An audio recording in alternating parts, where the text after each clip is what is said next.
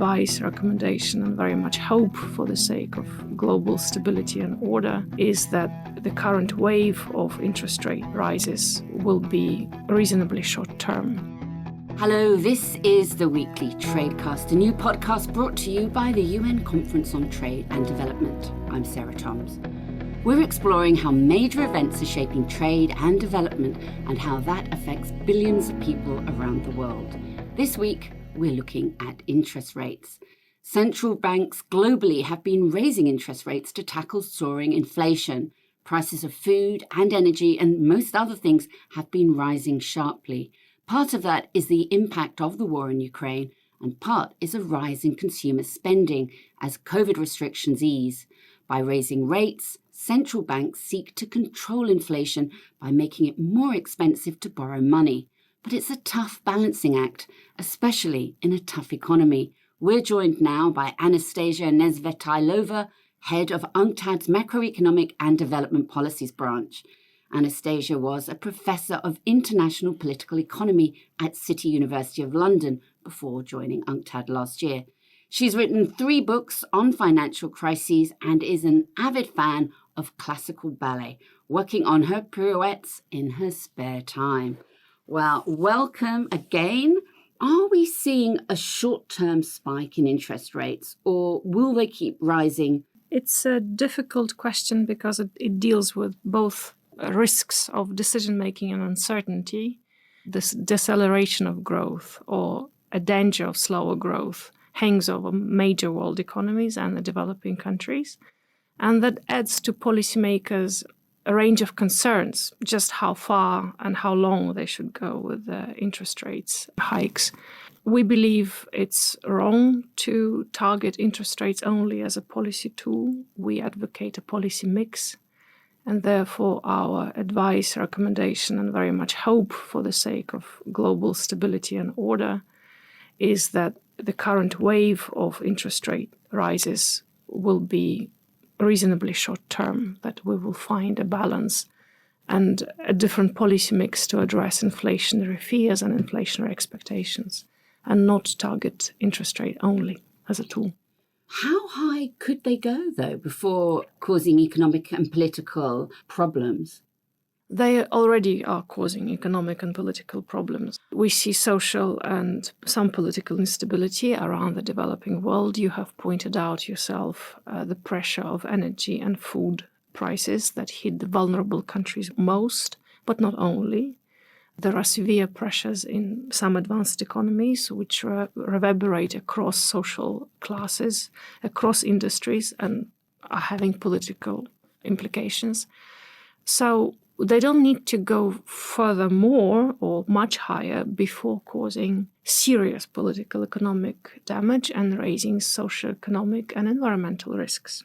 In the developing countries, we see major concerns and social uprisings against food shortages, against energy prices, against removal of subsidies for key products. In the advanced world, we see some reorganization of political spectrum, and as elections come in, voters express their anxiety or fears over economic future and uncertainty. At the multilateral level, we see major problems in negotiating a global deal or a global solution. So it has many dimensions of consequences, which are not only to do with interest rates, they're not only to do with the current geopolitical context, but the turn to austerity or to monetary tightening is just making things worse. Now tell me a bit more about the impact for governments and businesses. Higher interest rates in both advanced and developing countries make it more expensive for governments and corporations to borrow, and also the households. So just as your mortgage is becoming more expensive with interest rates, so it is more difficult for governments to borrow in capital markets. And considering that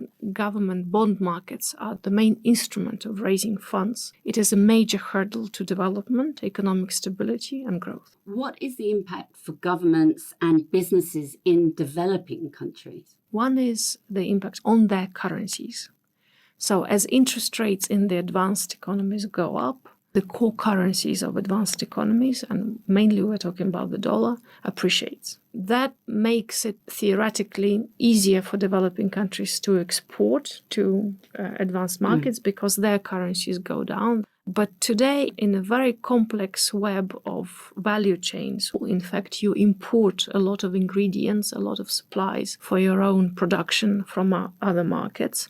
And they are also affected by currency changes and interest rate rises and more expensive credit. It's also unclear how easy it is for you as an exporter, for example, to sell your products or services to the advanced markets or economies that are already slowing down. Another area of vulnerability is this effect of a credit becoming more expensive and borrowing becoming less affordable for everybody, for advanced and developing countries alike. But what about people? What immediate and longer term issues will they be seeing? They already are seeing that through higher prices for commodities, for key products, and for energy. And of course, energy prices determine pretty much the level of prices across the economy in manufacturing and services. But also, as you correctly pointed out, it's the more expensive, more restricted access to loans, to bank loans, and to financial market capital that makes it very difficult for businesses in the developing world to grow. Now, central banks, as we've been talking about, have all been raising interest rates. Is this the best method or the most appropriate method to rein in inflation? It depends on the nature of inflation. Inflation has a variety of causes. It can be driven by different factors. And what we're seeing now is that inflation has at least three components to price rises. About a third of it is due to demand-side factors. This is us. This is consumer spending. This is liquidity in the economy.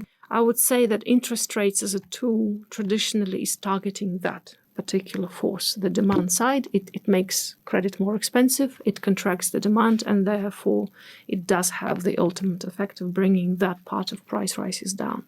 But crucially, and this is where we at UNCTAD differ from major interpretations or policy advice to key decision makers, there are two other parts of price rises today. One is something that is the legacy of the pandemic, and this is the supply side shocks, tensions, slowdown, breakdown that still continue.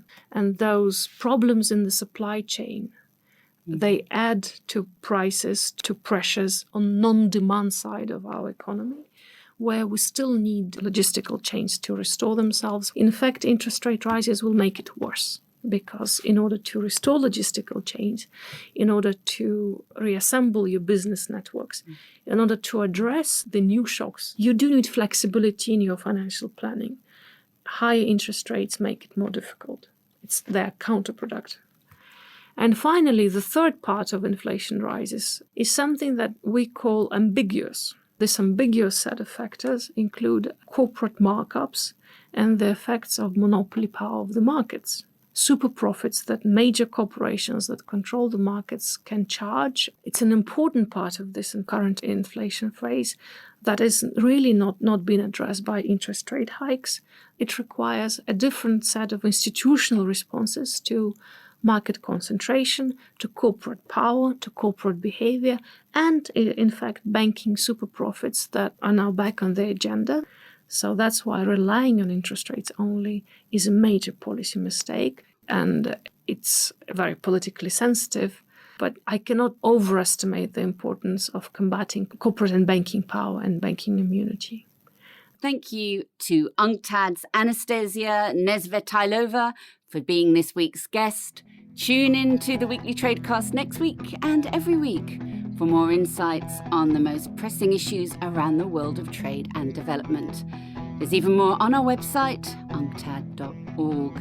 I'm Sarah Thomas in Geneva. Goodbye for now.